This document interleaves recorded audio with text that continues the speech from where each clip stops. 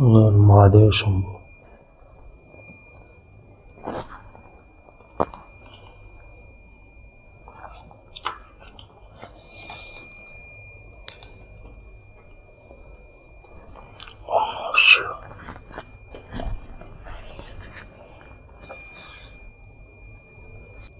चौथा अध्याय सनत कुमार व्यास संवाद।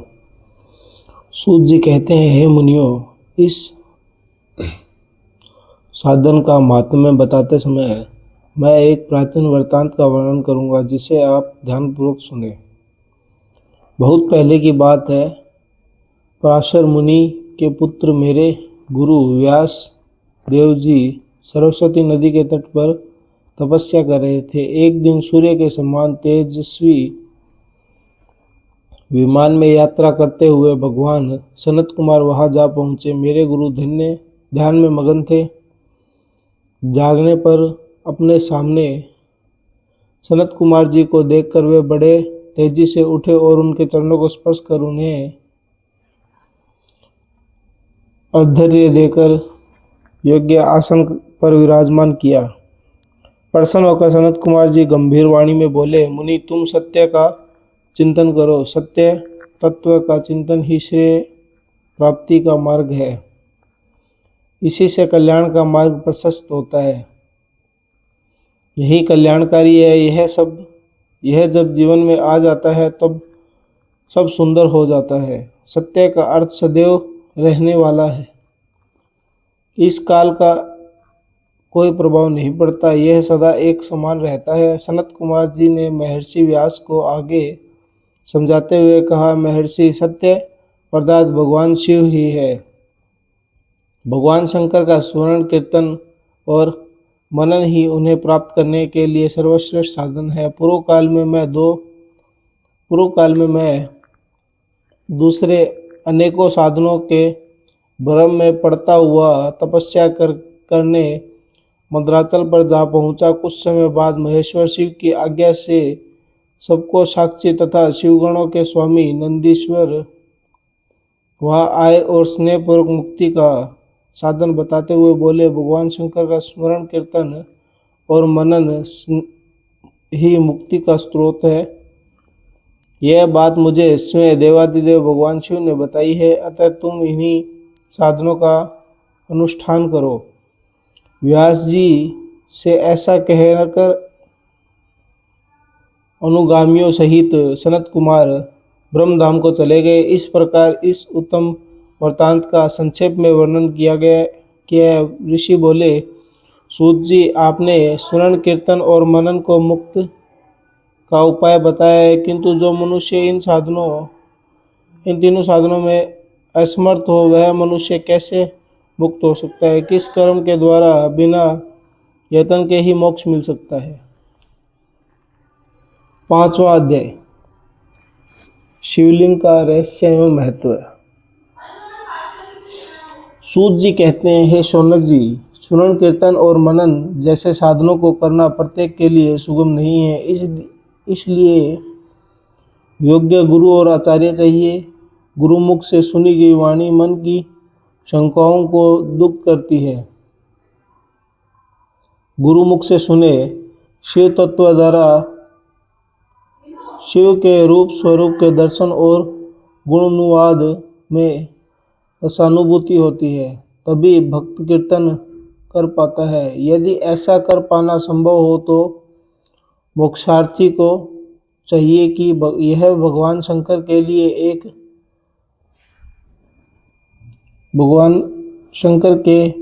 लिंग एवं मूर्ति की स्थापना करके रोज उनकी पूजा करे।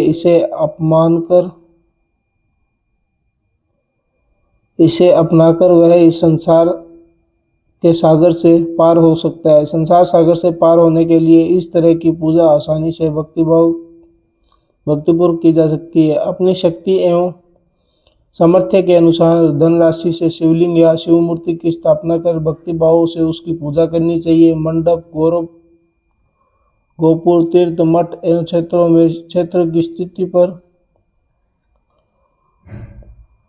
उत्साह का आयोजन करना चाहिए तथा पुष्प, धूप, वस्त्र, गंध, दीप तथा हुआ और तरह तरह के भोजन नैवेद्य के रूप में अर्पित करने चाहिए।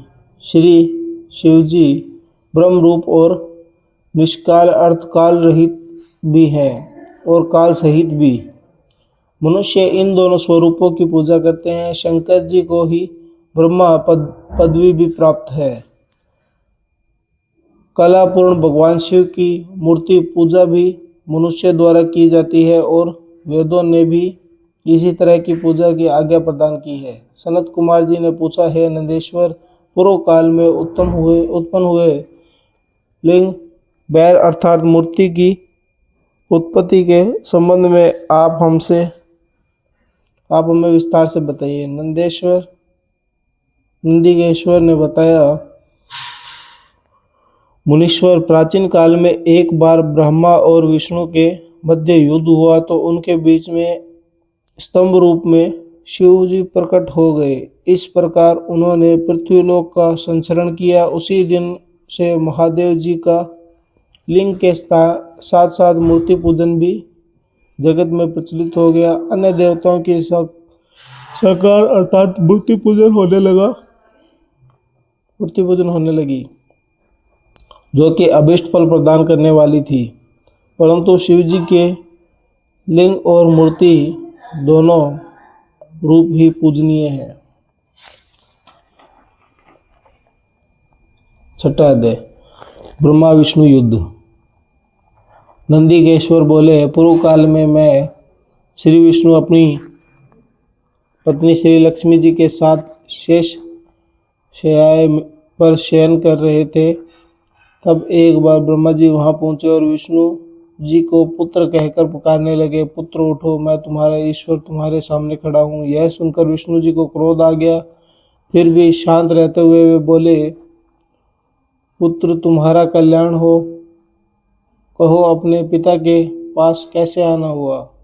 यह सुनकर ब्रह्मा जी कहने लगे, मैं तुम्हारा रक्षक हूँ, सारे जगत का पितामह हूँ, सारा जगत मुझ में निवास करता है। तू मेरी नाभि कमल से प्रकट होकर मुझसे ऐसे बात कर रहा है। इस प्रकार दोनों में विवाद होने लगा। तब वे दोनों अपने को प्रभु कहते कहते एक दूसरे के वध करने को तैयार हो गए। हंस और गरुड़ पर बैठे दोनों परस्पर युद्ध करने लगे। ब्रह्मा जी के वक्षस्थल में विष्णु जी ने अनेकों शस्त्रों का प्रहार करके उन्हें व्याकुल कर दिया। इससे कुपित हो ब्रह्मा जी ने भी पलटकर प्रहार किया। उनके पारस्परिक आघात से देवताओं में हलचल मच गई। वे घबराए और त्रिशूलधारी भगवान शिव के पास गए और उन्हें सारी व्यथा सुनाई। भगवान शिव अपनी सभा में उमा देवी सहित सिंहासन पर विराजमान थे और मंद मंद मुस्कुरा रहे थे। सातवां अध्याय, शिव निर्णय। महादेव जी बोले, पुत्रों, मैं जानता हूँ कि तुम ब्रह्मा और विष्णु के परस्पर युद्ध में से बहुत दुखी हो। तुम डरो मत, मैं अपने गुणों के साथ तुम्हारे साथ चलता हूँ। तब शिव अपने नंदी पर आरूढ़ हो देवताओं सहित युद्ध स्थल की ओर चल दिए। वहां छिपकर वे ब्रह्मा विष्णु के युद्ध को देखने लगे। उन्होंने जब यह ज्ञात हुआ कि वे दोनों एक दूसरे को मारने की इच्छा से महेश्वर और पाशुपात अस्त्र का प्रयोग करने जा रहे हैं, तो वे युद्ध को शांत करने के लिए एक महाअग्नि के तुल्य एक स्तंभ रूप में ब्रह्मा और विष्णु के मध्य खड़े हो गए। महाअग्नि के प्रकट होते ही दोनों के अस्त्र ही शांत हो गए। अस्त्रों के शांत होते देख ब्रह्मा और विष्णु दोनों कहने लगे, इस अग्नि स्वरूप स्तंभ के बारे में हमें जानकारी करनी चाहिए। दोनों ने उसकी परीक्षा लेने का निर्णय किया। भगवान विष्णु ने शुक्र रूप धारण किया और उसने देखने के लिए नीचे धरती की ओर चल दिए। ब्रह्मा जी हंस का रूप धारण करके ऊपर की ओर चल दिए। पाताल के बहुत नीचे तक जाने पर भी विष्णु जी को स्तंभ का अंत नहीं मिला और वे वापस चले आए। ब्रह्मा जी ने आकाश में जाकर केतु केतकी का फूल देखा। वे उस फूल को लेकर विष्णु जी के पास गए। विष्णु ने उनके चरण पकड़ लिए। ब्रह्मा जी के छल को देखकर भगवान शिव प्रकट हुए। विष्णु जी की महानता से शिव प्रसन्न होकर बोले, हे विष्णु, आप सत्य बोलते हैं, अतः मैं आपको अपनी समानता का अधिकार देता हूँ। 8वां अध्याय, ब्रह्मा का अभिमान भंग। नंदिकेश्वर बोले, महादेव जी ब्रह्मा के छल पर अत्यंत क्रोधित हुए। उन्होंने अपने त्रिनेत्र से भैरव को प्रकट किया और उन्हें आज्ञा दी कि वह तलवार से ब्रह्मा जी को दंड दे। आज्ञा पाते ही भैरव ने ब्रह्मा जी के बाल पकड़ लिए और उनका 5वां सिर काट दिया। ब्रह्मा जी डर के मारे कांपने लगे। उन्होंने भैरव के चरण पकड़ लिए तथा क्षमा मांगने लगे। इसे देखकर श्री विष्णु ने भगवान शिव से प्रार्थना की और आपकी कृपा से ही ब्रह्मा जी के 5वां सिर मिला, अतः आप इन्हें क्षमा कर दें। तब शिव जी की आज्ञा पाकर ब्रह्मा को भैरव ने छोड़ दिया। शिव जी ने कहा, तुमने प्रतिष्ठान और ईश्वरीयता को देखने के लिए छल किया है, इसीलिए मैं तुम्हें श्राप देता हूँ कि तुम सत्कार, स्थान व उत्सव से विहीन रहोगे। ब्रह्मा जी को अपनी गलती का पछतावा हो चुका था। उन्होंने भगवान शिव के चरण पकड़कर क्षमा मांगी और निवेदन किया कि वे उनका 5वां सिर पुनः प्रदान करें।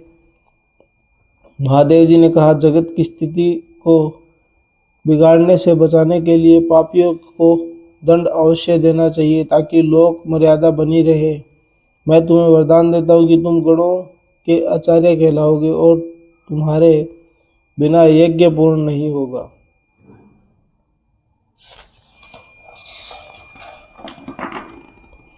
फिर उन्होंने केतकी के पुष्प से कहा, अरे दुष्ट केतकी पुष्प, अब तुम मेरी पूजा के अयोग्य रहोगे। तब केतकी पुष्प बहुत दुखी हुई और उन्होंने चरणों में गिराकर माफी मांगने लगी। तब महादेव जी ने कहा, मेरे वचन तो झूठ नहीं हो सकते, इसलिए तू मेरे भक्तों के योग्य है।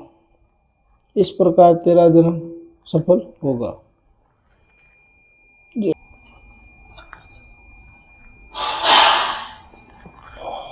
जय श्री